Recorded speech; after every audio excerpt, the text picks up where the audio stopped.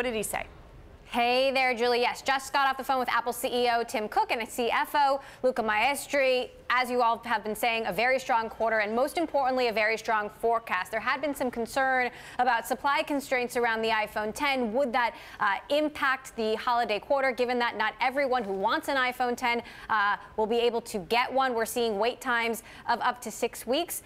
Tim Cook told me, never fear, that this forecast has a lot to do with how optimistic they are about the iPhone 10. Specifically, he said a key component of this forecast is the iPhone 10, both the direct orders and the channel partner orders, which are largely carriers. Those are very strong. He said the ramp is going well. We're doing more each week, and I'm pleased with how things are going, particularly considering that this is the most advanced iPhone ever. When I asked him about supply constraints, how grave are those supply constraints? Do they have to do with new technology like Face ID or the OLED screen? He said it really has to do with the fact that it's just the most advanced iPhone we've ever done, and we're just getting started, but I'm happy with how the ramp is going.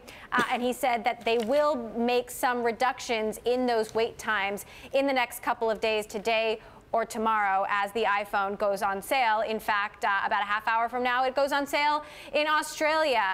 And they told me that there are already hundreds of people in line at the Sydney Mall, the Apple store in Sydney, waiting for their iPhone. Another important highlight is China. Apple returned to growth in China.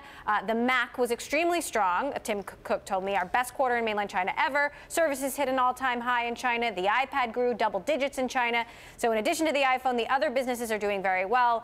So we'll see, but I suspect that China will really love the iPhone 10. That was in response to a question about, well, what about the price? It's $999. It's very expensive. You have a lot of other local, much cheaper alternatives, and he was fairly optimistic about it. I did get in a question about tax reform. We saw that proposal from Republicans where the tax rate is more like 12%. We were thinking it might be closer to 10%. This would have a big impact on Apple given all the cash they have overseas.